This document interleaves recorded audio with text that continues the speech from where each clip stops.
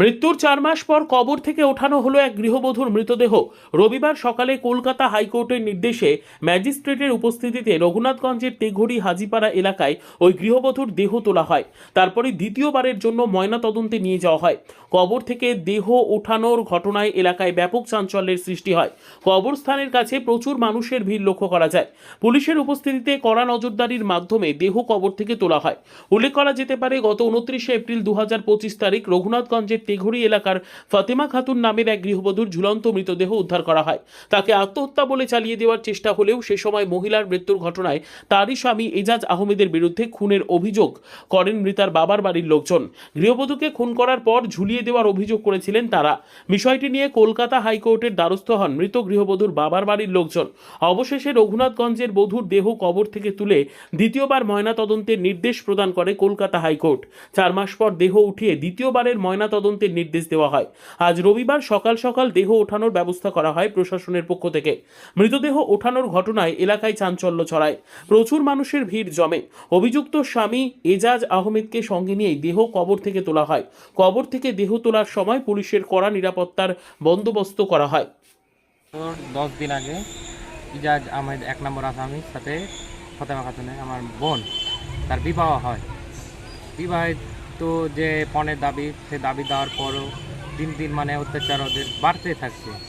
তারপরে আমরা বুঝিয়ে টুঝিয়ে পাঠালাম যে আমরা যতদূর পাচ্ছি পণের ওদের দাবি চাহিদা পূরণ করেছি, তারপরেও ওরা দিন দিন অত্যাচার বাড়তেই থাকছে। তারপরে 29/4/2025 সন্ধ্যা 6:20 নাগাদ শুনতে পারি ফাতেমা খাতুনের শরীরে শারীরিক অবস্থা ভালো নয়। তারপর ঘটনাস্থলে যে দেখি ফাতেমা তার সিলিং ফ্যানে গলায় ওড়নার ফাঁস দিয়ে ঝুলানো আছে, কিন্তু পা সম্পূর্ণ বিছানায় আছে, বিছানায় ভাঁজ হয়ে আছে। এটা আমাদের যে ওরা পরিকল্পনা করে ওরা মেরে ফেলেছে। তার জন্য জঙ্গিপুর হাসপাতালে একবার পোস্টমর্টম হয়েছিল। তার জন্য এই আমাদের এই কোর্টে কোনো রায় পেলাম না, তার জন্য হাইকোর্ট হাইকোর্ট থেকে অর্ডার দিয়েছে দ্বিতীয় পোস্টমর্টমের জন্য। তো দ্বিতীয় পোস্টমর্টমের জন্য এনসে কল্যাণীতে আবার দ্বিতীয় পোস্টমর্টম হবে। আজকে কেমন লাগছে? আজকে মানে কি বলবো, যেন একটাই কি, যে না কোনো মার বুক না আর খালি হয়, যেন সব নাই বিচারটা পায়, এটাই, তাছাড়া আর কিছু না। এরপর কি চাইছেন আপনারা? এরপর ওদের আসামিদের শাস্তি চাই, আর কিছু না।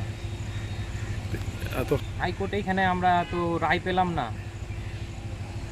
আমরা 3 মাস থেকে ঘুরে ঘুরে ঘুরে ঘুরে আমাদের কেউ কোনো কথাই শুনছে না। আমরা তো বাধ্য হয়ে তারপরে হাইকোর্ট যাওয়া। প্রশাসন কী বলছেন? ব্যবস্থা নিলে তো আমরা হাইকোর্ট যেতাম না। ব্যবস্থা যদি নিত আমরা কি হাইকোর্ট যেতাম? কি নাম তোমার?